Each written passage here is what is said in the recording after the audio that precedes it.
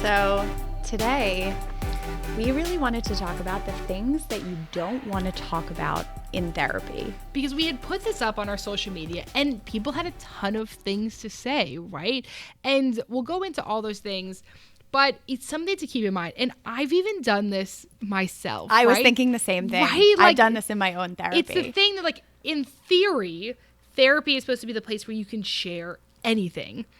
But it doesn't make us any less fearful, right? So this entire idea of like a therapy being a like quote unquote safe space, that's not true. Safety comes from also trust and relationships. Which takes time, right? It's Yes. hard to just immediately trust someone, even though your therapist, and I am telling you, we have heard it all. Yeah. There are so many clients who say, this is going to sound crazy, or like, oh my God, like this might be too much information. I'm like, listen, there is no such thing as too much information. But I will also say, we've also heard about people that have these experiences where they go and say something to their therapist and they watch their therapist have like a visceral reaction to the entire thing, right? Yes. Like we've heard this a lot about specifically sex.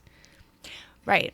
Because I think sex has been such a taboo topic, and if therapists aren't trained in it or they haven't had experience talking about it, that their own personal shit comes up when they're hearing about it from a client. So Emmalee and I both specialize in sex therapy.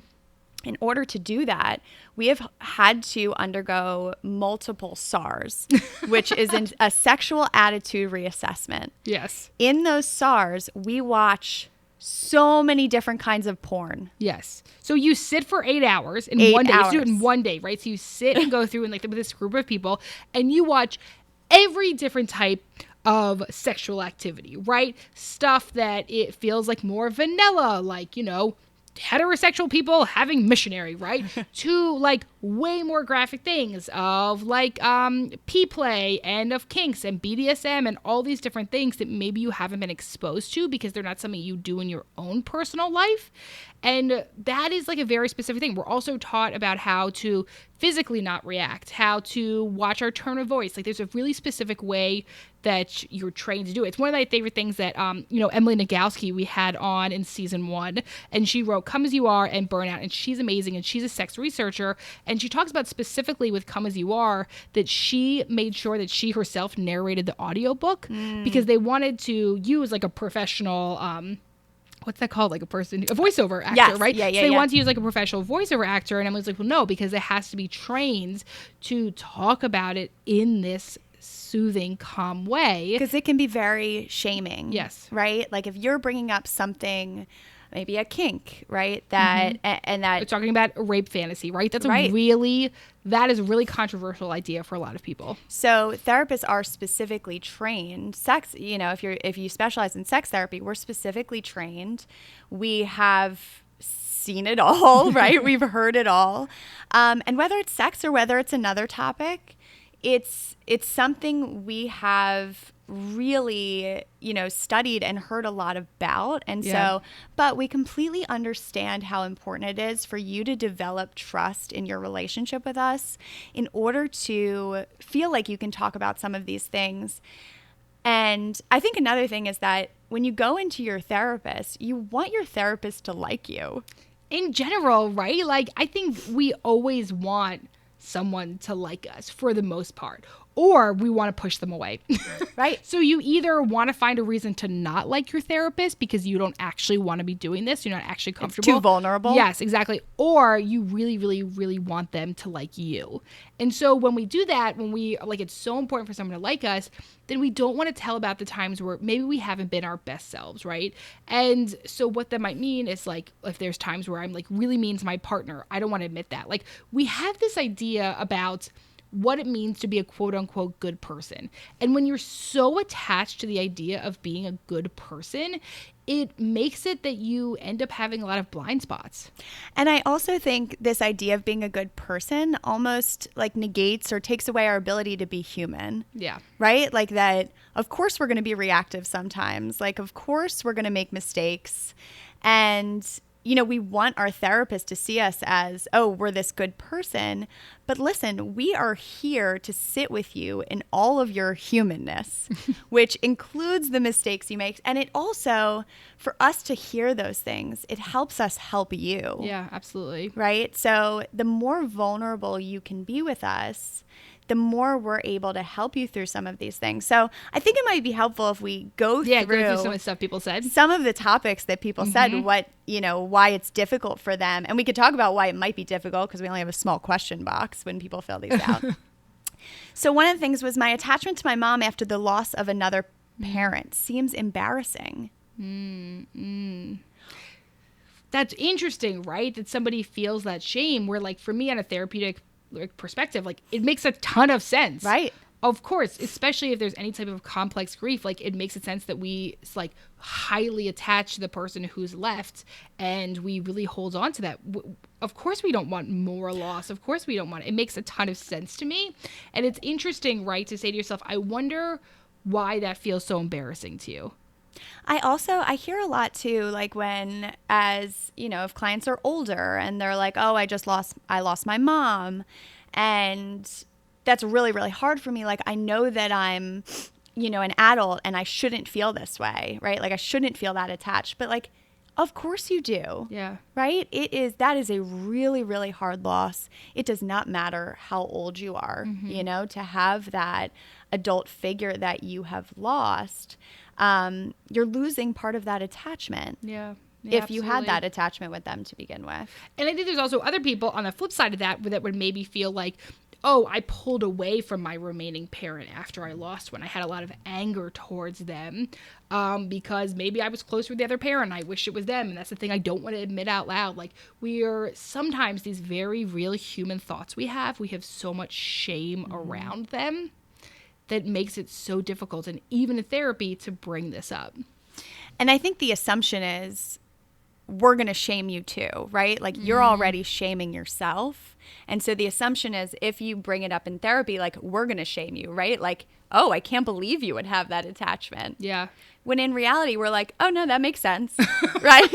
Which is pretty much our reaction to everything. Yes, right, because everything does really make sense, right? Like, if you think about the human experience, like, I really get that. And I think, too, as therapists, I know we've talked about this before, but, like, hearing everyone's stories makes me more comfortable with being human myself. Well, I mean, that's why we have the best job in the entire world, yes. right? Like, if you think about the level of vulnerability we get to sit in all the time, God, it makes you feel so much less alone. So much less alone, where if I wasn't hearing these stories all the time, I could totally get why it's isolating and why there is so much shame around it, because you're not talking about it and you're worried about how other people might respond to you. Yeah.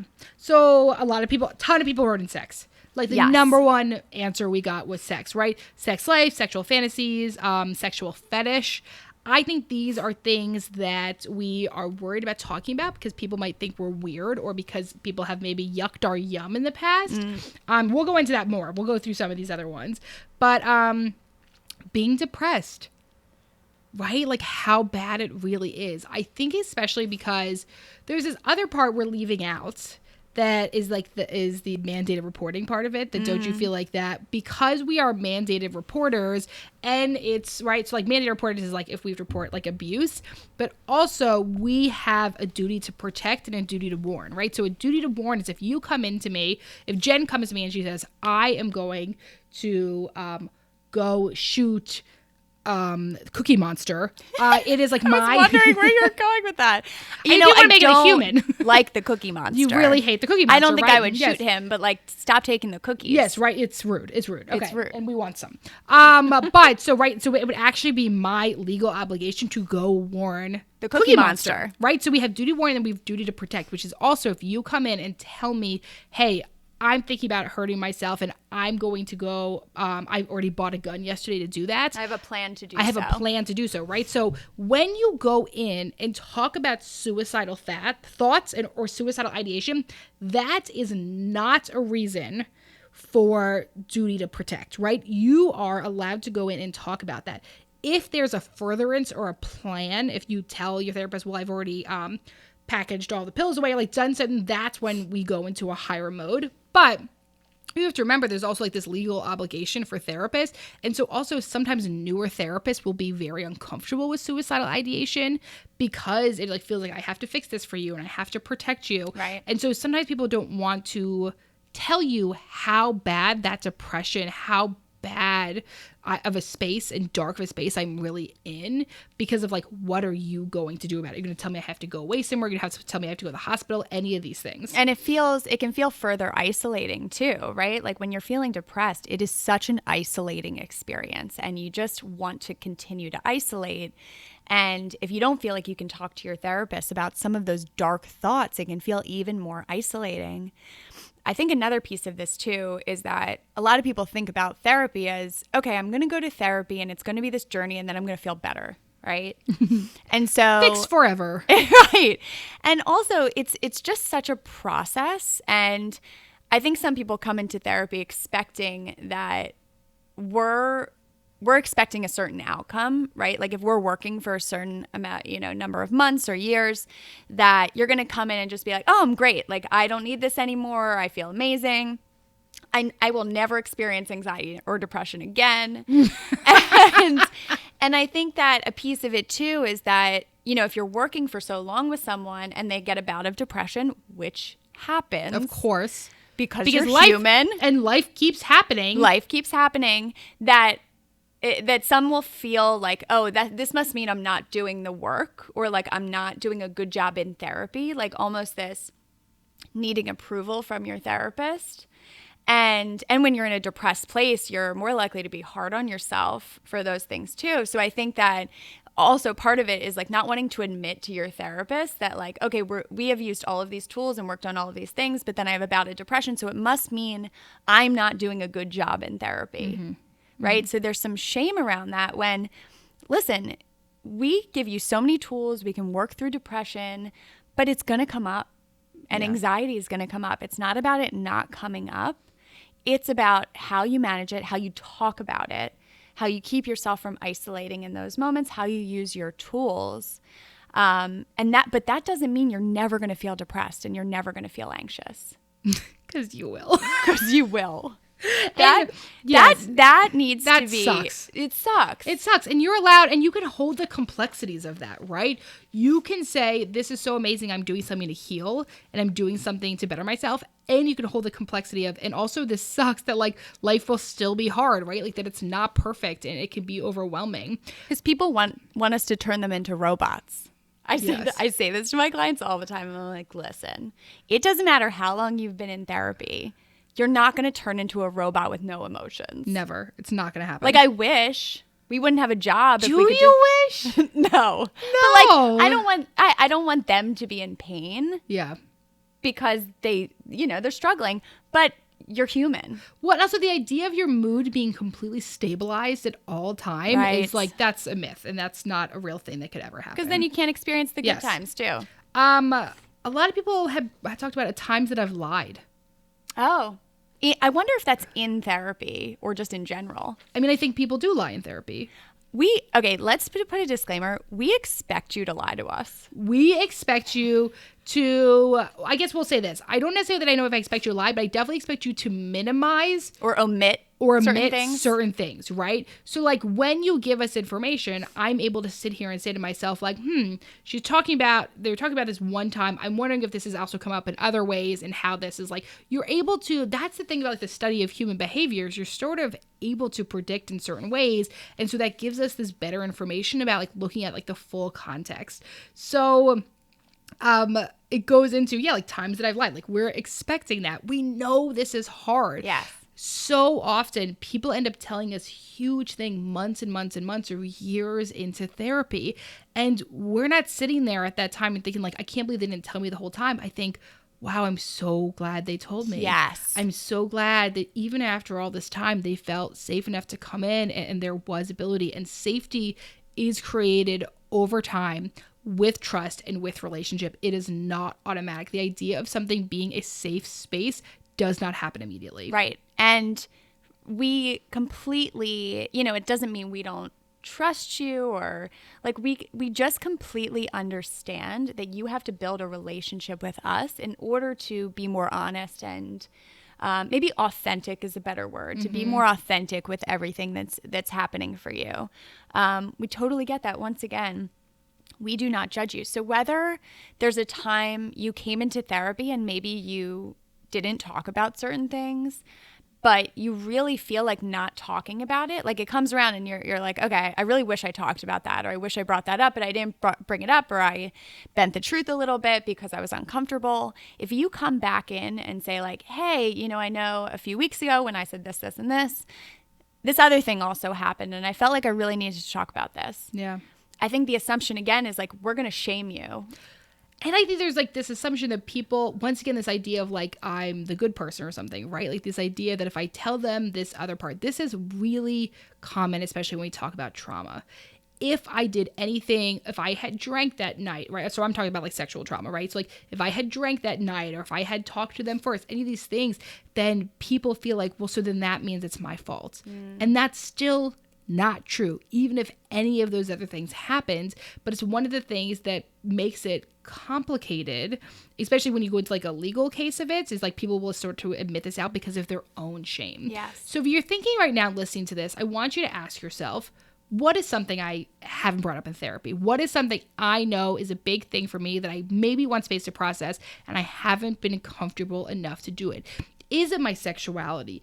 Is it something from my past? Is it my credit card debt, right? Like these different things that we feel like carry a lot of shame for us. And I also think maybe another piece that could come up is how much emotion might be attached to certain things that we keep ourselves from bringing up in therapy. Like, sometimes we're not ready to touch those things. Yeah. Like they could bring up too much emotion. It would be too vulnerable. Once again, that's why it takes time to build a relationship, and know that if you get emotional, it's okay. Like if it's hard for you, it is our job to hold that space. And so when we say the concept of holding space, what does that mean? Because I feel like that term is used a lot, and I don't know if people use it. So let's talk about what holding space is. Holding space is when we sit there with you and your emotions, and we do not try to fix or solve it. Holding space is I'm going to create a space where I try to not use the word safety, right? Like, right. Because that's because you determine if the space is safe for you. Exactly, right? So holding space it is my job to sit there with you in whatever's coming up without bringing in my own bias, my own opinion, and my own advice or problem solving. And I think so often just our society, right? Like whether we're having conversations with family or friends, that it's really difficult for people to sit with other people in their negative emotions. And so often we are bringing these things to friends or family, and they're trying to solve it, right? They're saying like, oh, well, you have this, you should be grateful, or, oh, it's not that bad. Listen to what happened to me, right? Yes. And so often when we bring those things up, because socially it's really uncomfortable, and these people aren't trained to sit in negative emotion, right? And so I think once again we bring that assumption into therapy, like if I bring this up, maybe they're going to try to fix it or give me advice, or it will be too much for them. Yeah. We are so comfortable sitting with negative emotion, right? Like so comfortable with it. Yes. And holding that space for you is healing. Yes, absolutely. And there's nowhere else you're going to get that. Right. I mean, it's funny, right? Because people will, Jen, we could never even begin to count. If I had a penny for every time somebody was like, I'm sorry, I'm crying. At this point, I just tell people we can't charge them. Or I'm like, oh, I can't charge you if you don't cry. Or, oh, no, don't worry. We put something in the air. Because people, like the amount of people that apologize for crying in session, I'm like, this is literally what you're supposed to be doing. It's not a problem. Yes. But I think also we know in couples therapy, a lot of times people do not want to let their anger out. So people are like so worried about like looking like the bad one, quote unquote, that they like aren't being authentic and talking about like anger is a very valid, legit emotion. It is okay to show your anger in therapy. And I think another thing people don't talk about is like when they have an issue with their therapist, like if they're angry or upset with their own therapist, people are like scared to bring it up. We want you to tell us. Yes, we do. If you are pissed at us about something, that we said maybe. Yeah. Listen, we're also human. Yes, we make mistakes all the time. We make mistakes. Maybe we worded something in a way that, wasn't helpful, off-putting for you. It is so important for us that we have the opportunity to repair that if you feel comfortable with that, right? Like, this is about you and what you need in therapy. And so if you bring that to us, it's really, we are so ready to talk you through that, repair that for you, apologize if we did something that hurt you. We want you to feel like, once again, that we're creating a space that feels safe for you to determine. I use the word safe again. I know. It's hard. It's hard. Yes, yeah. Because that's what we want, right? Our ultimate goal is for you to feel safe. And we try to create that the best we possibly can. And it doesn't always happen, right? Like, and there's also a certain part to that. All right, I don't know if we're going to edit this out or not, but Emmalee just kicked over our pampas grass. A huge glass vase. We just got attacked. Yeah, I feel like we shouldn't even edit it out. That's just funny. Let's keep it in. We should probably also talk about, like, Jen and I are having, like, such a difficult day. Really? Right? Like, there was issues with the fucking mic. There was issues with anything. You want to talk about the stuff you don't want to say. When you get on a podcast, you want to act like we're so in a great place today. We've got it together. We're so got it together. And, like, we're a mess. We do not. We're a mess half the time. We couldn't figure out sound today. I said to Emmalee before this, I was like, listen, as soon as we start, we're going to start feeling better. I do, though. Yes, no, I automatically do. But it's even funny that, like, it's like one of those things where it's like, oh, you want to pretend like everything's fine. It's not. Do you know how long it took us to get these mics together? I had to turn into an audio technician. We're therapists, not sound engineers. Right. God damn it, somebody help us. I don't get it. So, man, so many things. And I think that's the thing, right? And okay, so I'll say this. So Jen, if you sit here and think about, like, what's the stuff you keep from your therapist? For me, there is a part of being a therapist and going to therapy where it feels like you have to have it together. Yes. Like, you have to, especially as couples therapists, like, it feels like you're supposed to, like, I don't know, have this, like, perfect ideal relationship. Yes, right. People say that to me all the time. How many times do clients ask you that? Like, oh, your relationship must be so good. I'm like I'm like, it's just a relationship. All relationships are hard. So we work really hard. It's probably is a lot better than some people that are not working at all in their relationship, I would say, right? We report it pretty avoiding. Yes, exactly. But even when I go to therapy, there's, like, certain stuff that feels difficult saying to my therapist. Is there anything specific you want to share with the group? Well, I think I talked about one of the episodes that there was a time that we got really, really negative feedback on social media, like an Instagram Live that we did. And this person, like, it was clearly their own shit, made it very personal about us. And there was a part of me that was, like, worried to bring it up in therapy because I didn't want my therapist to think, like, I was being a bad therapist, like, out in the world. And so I said that to my therapist. I was like, listen, and what I know is that if there is something in my head before a session, I'm like, oh, I'm not going to tell her that. I know I have to tell her that. So, like, that's my indicator. That's such a good point. And that's also something to consider for yourself, right? Because I have that same thing before going into therapy. I'm like, what should I talk about? And, like, one thing pops up and I'm like, I don't really feel like. Mine's more like if there's more emotion attached and I'm not ready to go there. Yes. You want to avoid it, right? I want to avoid it. Yeah, that takes me time. Well, like, in the words of my therapist, she always says to me, Emmalee, you love talking, but you hate vulnerability. Ooh, wow. Which is she true. Is good. Which is true. I do love talking and I do hate vulnerability. So those things do exist together. See, I don't like talking or vulnerability. So you want to be a potato. I just would like to sleep. You would just like to be sleep and be a hermit. Yes, that would absolutely. be ideal. But I think that's something to ask yourself is, like, what are the things that you're thinking about? And that's why a lot of the time when you're in therapy, and we've experienced this many times, clients will bring something up in the last, like, 5 minutes of therapy. It's called the doorknob. The doorknob, right? The doorknob disclosure, which is that, like, people are grabbing for the doorknob and they're like, oh, and by the way, I was abused my whole life by my uncle. And you're like, great, see you next week. Like, it's this thing that, like, it is such a subconscious, like, response for safety. But half the fucking shit we do is self-protective. Absolutely. This entire thing we're talking about of, like, not bringing stuff to therapy, it's because of self-protection. Right. There's a fear. But that's where the healing can happen, right? Because we like to think about your relationship with your therapist. The more you build on that, the more you learn to trust them. It's something, that model of relationships is something that you can take into the world and apply to other relationships, right? So like Emmalee and I, for example, have trouble being vulnerable, right? So the more we work on being vulnerable with our therapists, the more we can take that into our relationships in the world. Right. So that's kind of the key there, is the more that you ask yourself, well, like, what am I having trouble with bringing into therapy? Like, what's too vulnerable for me? And you allow yourself to go there, and you get a response from your therapist where they are loving, they're there for you, they're holding space for you.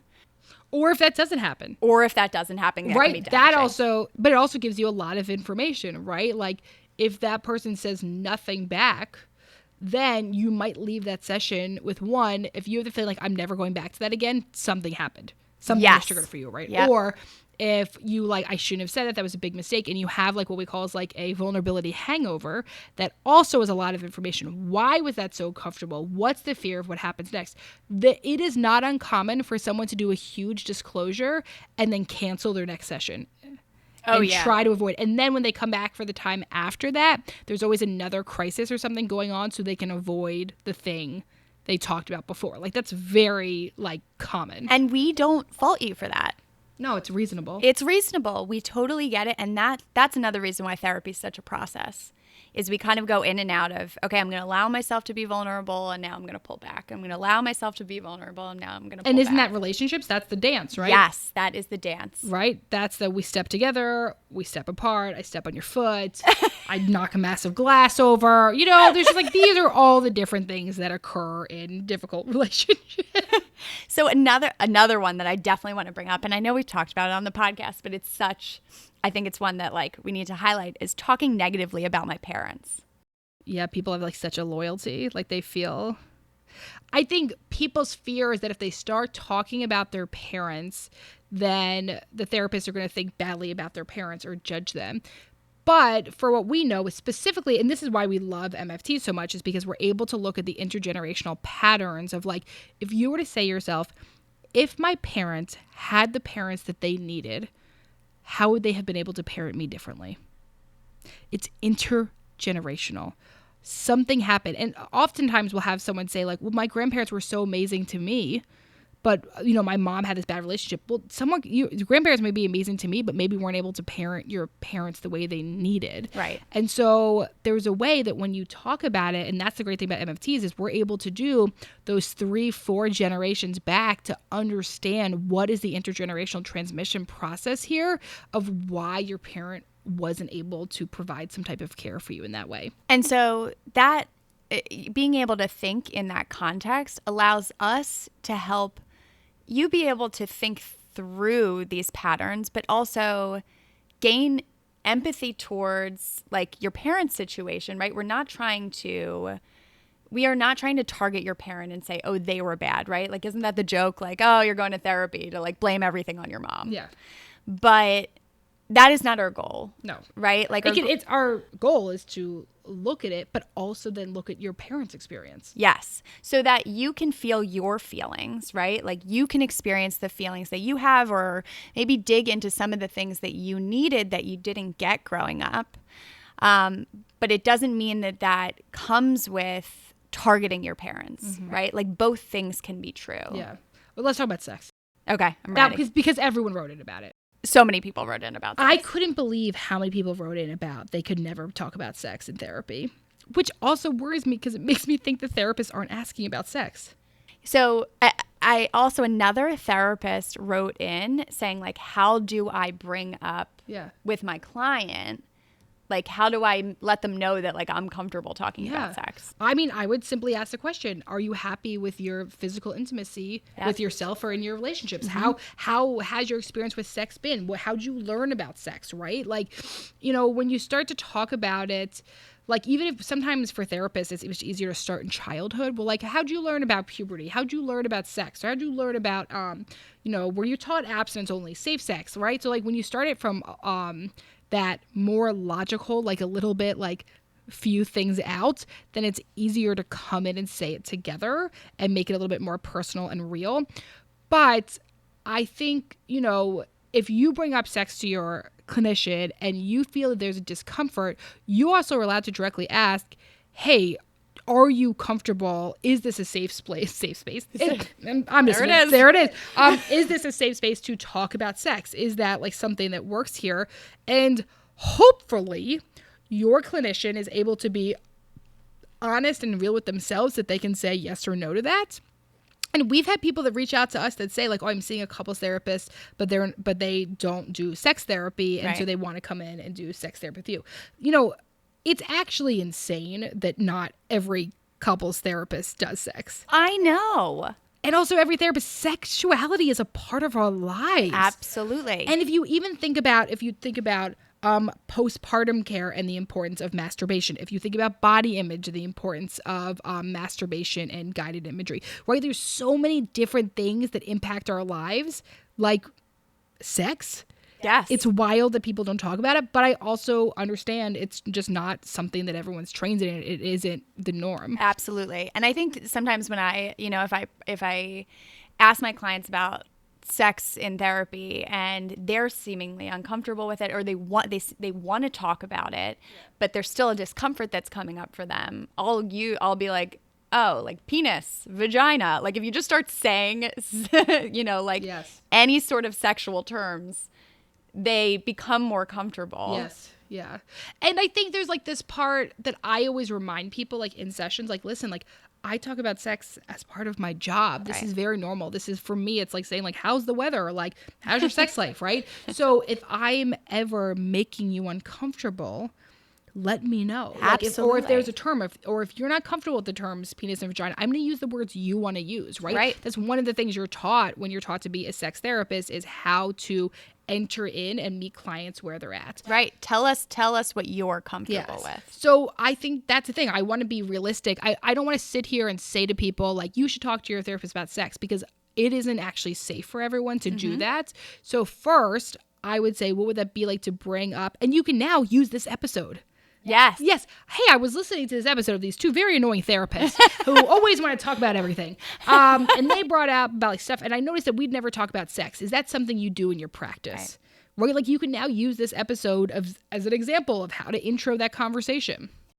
Another, thing I was thinking as you're talking is like sometimes, in order to improve our sexual relationships in our communication in our sexual relationships, sometimes we need to practice talking about sex ourselves, or like talking about what we like during sex. It brings up, what Dr. Kristen Mark said a few episodes ago when she said, it's such a stale thing when people are like, what's the answer to good sex? And it's communication. And she's like, yeah, but like I'll stop giving that answer when people start actually doing it. Exactly. So like you can practice talking about sex in therapy if you have this conversation with your therapist and it's something that they're comfortable with.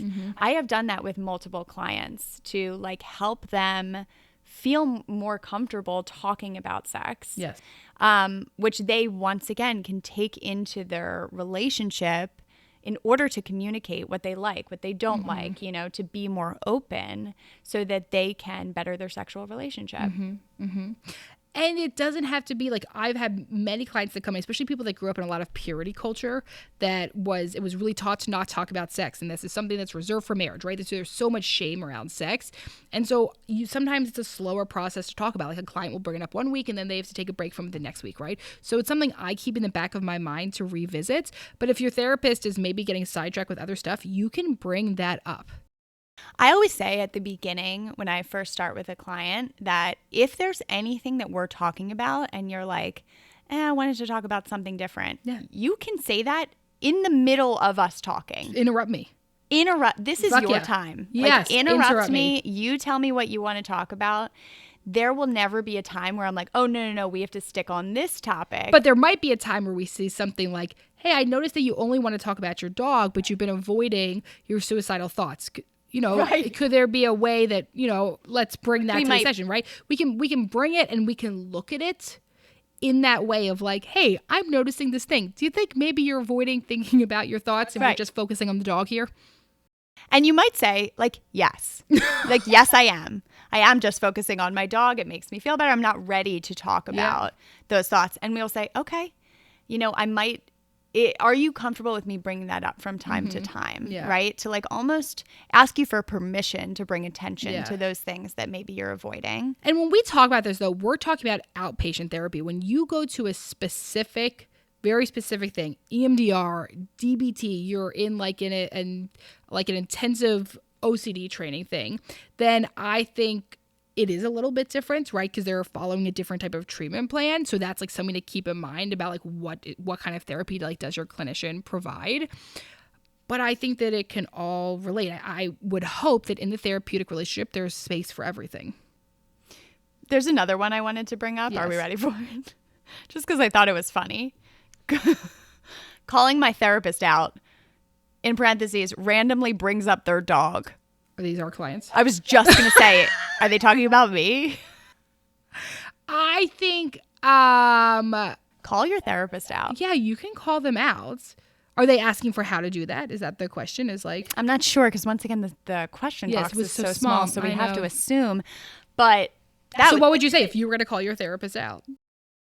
I'd be like, hey, like, hey, like, here's the problem I'm having. Like, I would love to hear about my therapist dog. Yes, But- you would, because you would like to avoid. I would love to avoid and not be vulnerable. But I think if my therapist was like constantly bringing up their dog in the middle of the night, I'd be like, hey, listen, you know, I love dogs and I love hearing about your dog, but I know we only have a limited amount of time. Do you mind if we focus on this topic? Yes, yeah. You know? I think there's also one of the things that I've done is to say, like, if that feels too uncomfortable, like if that feels too vulnerable, you can also make it about something else. Like you can say something along the lines of like, no, in therapy with my previous therapist before, they would always sort of talk about themselves. So that's actually a trigger for me. Like, That's good. Right. So for me, because that's actually something that has happened to me. So like with my therapist now, in our first session, I said, you know, here's what has worked for me in the past. Here's what hasn't worked for me. And when you're able to say, because some people want to know about it. It's like some people like, I want to hear about your dog. And like, I really hate that this is a one-sided relationship and they're looking for something more. And that's the cool part about being able to say like, hey, listen, like, here's what works and here doesn't. Because as you guys know, if you know yourself, you grow yourself. There you go. We got to put it in every episode. It has to. So, hey, dear Em and Jen. Dear Em and Jen, do you want me to read it this time? I would love that. Dear Em and Jen, my 20-year-old sister is in her first serious relationship, and my family hates the guy. He's not a terrible person, but he's not very driven, didn't vote, didn't get vaccinated, dropped out of college, and is a bit arrogant. It's not just my immediate family that can't stand him, but my extended family as well. My mom hasn't been totally honest with my sister about how much we all dislike this guy because my mom is worried about driving my sister away. She's the younger one, I'm the older one, so she's my mom's baby. How do we confront my sister about this? Here's the issue with Em and Jim is they're not going to like our replies. I know. It's okay. That's all right. So, They're asking for a reason. okay, yeah. How do you confront your sister about this? Hey, if you want me to directly answer that question, I would simply go to my sister and say, hey, tell me about the things that you like about this. Is it a male? Do we know? Okay. Tell me things that you like about boyfriend. We're going to call him Mike for this. Yeah, tell I like me about tell me about your relationship with Mike. What does he do for you? Maybe there's parts that you don't know. Right? Like that's the thing is like, so you see from the outside, oh, he's not driven or he's not this stuff, but maybe there's something that's incredibly meaningful for him in the relationship or for her, right? He's the first person that has made me feel safe. He really gets me. He makes me laugh. There's all this other stuff. So first I would ask before I confront. Because I think that confronting can isolate the person. Yes, absolutely. Right? Of course, if they're in an abusive relationship, It's totally different. It's completely not what we're talking different. about, But people really have to figure things out on their own. Yeah. Right? And so if we start inserting our opinion, if we push our opinions onto others or say, oh my God, you should break up with that person. Yeah. Right? Then we're inserting our own kind of feelings about it as opposed to letting them go through it on their own. Well, and let's say you open and have this conversation with your sister and she's like, you know what? We're having a great time. He's not for now, but he's great and we're having a good time. And like, this is how it is. Cool. Right. Right? Like if somebody like directly knows that. So like ask people, right? Make it safe enough for there to be. And the reason this is Create safety. But also, like, the reason this is important is because if there is a problem, you want them to be able to come to you. Right. So you can be honest and say, like, hey, like, just so you know, like, I think that you deserve someone who's more motivated. But if you're with him and you're happy, that's great. That is all that matters. Right? It's we've talked about on the show before. It's a I'm ready. I'm so ready. Such anticipation here. it's stroke, kick. Oh, right. Right? I love you. I'm so happy that you're content. And I just want to make sure you're with someone who brings out the best in you and you motivate each other. And I'm here That's if a you stroke. ever need anything. That's a stroke, and a kick. That's our episode. That's it. We love it. Thanks for joining us. Yeah. If this episode was helpful for you or you think it'd be helpful for a friend, send it on over to them. Remember to rate, review, and subscribe. Thank you so much for listening. We appreciate you. We love you.